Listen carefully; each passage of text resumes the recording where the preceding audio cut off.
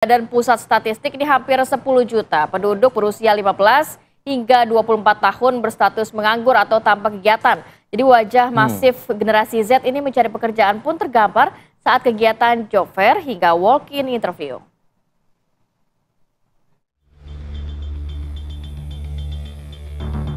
Belakangan ini, kabar jutaan generasi Z susah mencari pekerjaan terus santer menjadi pemberitaan nasional.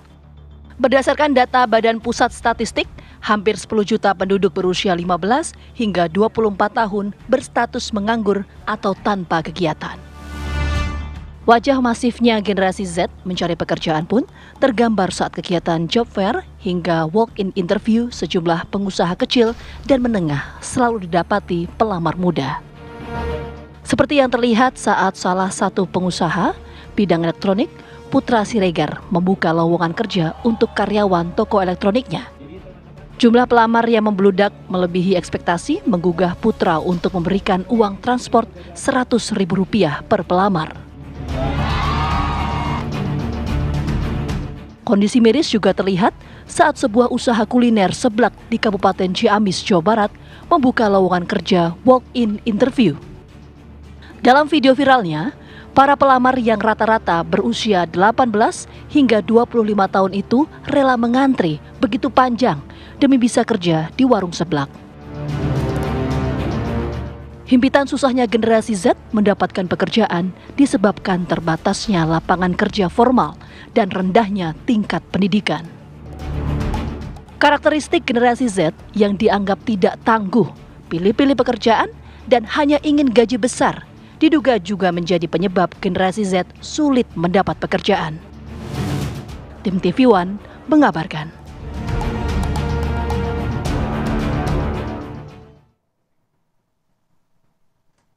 Ya pemirsa, kita juga akan membahas mengenai hal ini sebenarnya miris ya Via. Kalau kondisinya kan kita pengennya generasi emas nantinya Indonesia dapat bonus demografi sehingga bisa menciptakan generasi muda yang memang cerdas dan juga bermanfaat pastinya. Tapi kalau 10 juta ini kan agak miris juga kita melihatnya. Artinya begini, semua bidang ilmu yang sudah mereka jalani seharusnya kan bisa menyerap pekerjaan dengan cepat, dengan segera begitu ya. Tapi kenapa pertanyaan ada angka atau data temuan 10 juta ini yang sulit mencari pekerjaan?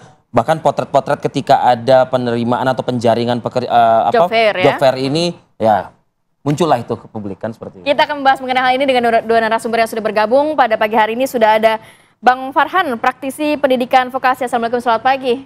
Selamat pagi. Terima kasih waktunya Bang. Kemudian juga ada Mbak Devi Rahmawati, pendiri dan juga dosen Klinik Digital Vokasi Komunikasi Universitas Indonesia. Mbak Devi, assalamualaikum, selamat pagi. Selamat pagi, assalamualaikum. Waalaikumsalam. Ya, saya mau ke Mbak Devi dulu Mbak. Kalau melihat apa sih sebenarnya fenomena yang terjadi saat ini, 10 juta itu bukan angka yang sedikit Mbak. 10 juta Gen Z usia 15 sampai 24 tahun ini pengangguran. Tidak ada pekerjaan, tidak juga bersekolah.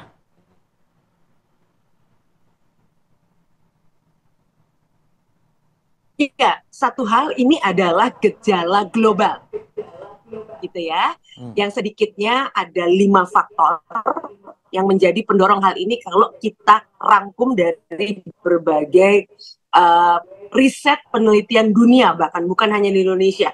China mengalami ini, Amerika, bahkan negara-negara maju di mana masyarakatnya berpendidikan sangat tinggi juga mengalami apa yang dialami oleh Indonesia. Sedikitnya ada 5 faktor, yaitu yang pertama adalah karena pandemi kemarin. Pandemi kemarin ini membuat ekonomi dunia belum kembali pulih. Yang kedua adalah pola asuh orang tua yang kemudian membuat perilaku Gen Z ini memang agak unik dalam konteks profesionalisme. Yang keempat adalah perubahan industri. Dan yang kelima adalah pendidikan yang tidak match. Makanya bagus sekali kalau ada narasumber dari vokasi karena justru ini yang sekarang paling dibutuhkan oleh industri.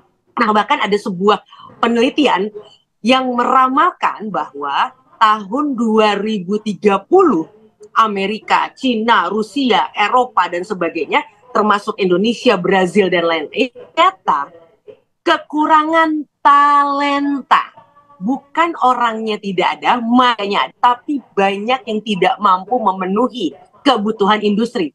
Artinya apa? Bukan industrinya tidak ada pekerjaan, tapi banyak yang tidak cocok dengan apa yang dicari oleh industri. Industri seperti apa sih sebetulnya yang tren di anak-anak Gen Z ini sebetulnya yang kemudian industri-industri di luar sana pun juga jadinya miris melihatnya begitu. Gini, perlu dipahami satu, kalau saya bisa rangkum lagi-lagi biar mudah, yang paling dibutuhkan di era sekarang ini adalah bahasa.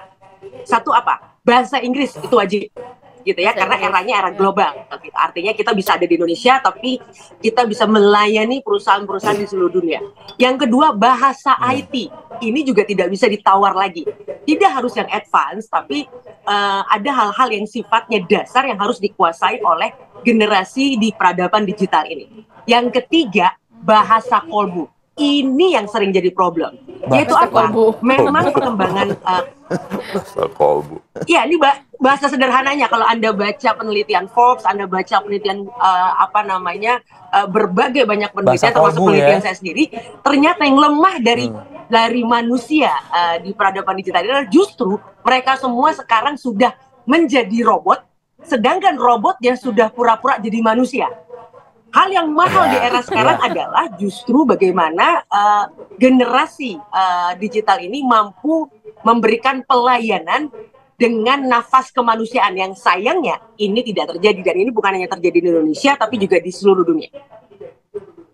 Ini sebenarnya permasalahan global kalau melihat ya Bang Farhan ya. Dan tadi dikatakan 3 PR-nya bahasa, khususnya untuk generasi Z di Indonesia. Bahasa, kemudian bahasa IT. Dan juga bahasa kolbu, ya kan? Ini yang ternyata nggak ada di Gen Z, tapi sebenarnya pekerjaannya banyak begitu. Lapangan kerja banyak. Betul. Itu pun memang dialami oleh saya sendiri. Kebetulan saya juga adalah pengguna dari lulusan, bahwa mereka itu ternyata memang tidak match antara kebutuhan kami dengan apa yang disuplai oleh dunia pendidikannya. Sehingga memang kalau kita lihat industri pada umumnya memang tidak mungkin ya memaksakan. Nah, sehingga memang secara piramida kalau kita lihat adanya itu memang di sekitar usia Gen Z tersebut. Nah, namun saya bisa menyikapi walaupun memang kontributor terbesar dari pengangguran ini adalah lulusan SMK yang seharusnya berdasarkan mandat undang-undang itu langsung bisa itu bekerja, adalah gitu ya. disiapkan untuk siap bekerja, namun kenyataannya berbalik. Namun bisa disikapi bahwa ternyata data tersebut itu memang berkumpul di area umur usia sekitar lulusan sekolah menengah atas atau SMK.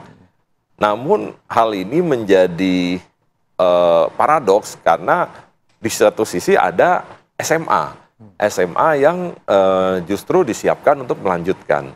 Kenapa jumlah penganggurannya justru lebih sedikit? Ini yang perlu menjadi bahan pertanyaan. Namun memang kenyataannya jumlah SMK itu memang cukup besar. Lulusannya maupun peserta didiknya saat ini cukup besar. Bahkan sekarang sudah hampir 1:1 dengan SMA. Sehingga memang jumlah lulusan dari SMK ini memang lebih banyak yang masuk ke pasar kerja ketimbang SMA. Sehingga ketika data statistik menyebutkan bahwa SMK ini secara proporsi lebih besar atau menjadi kontributor, itu memang hal yang wajar karena memang secara populasi jumlahnya memang lebih besar daripada lulusan SMA. Karena ini pasti yang disandingkan ya. Ini SMA dia nggak dilatih untuk siap kerja kok. Tapi kok justru penganggurannya kontribusinya sedikit gitu. Namun ada sedikit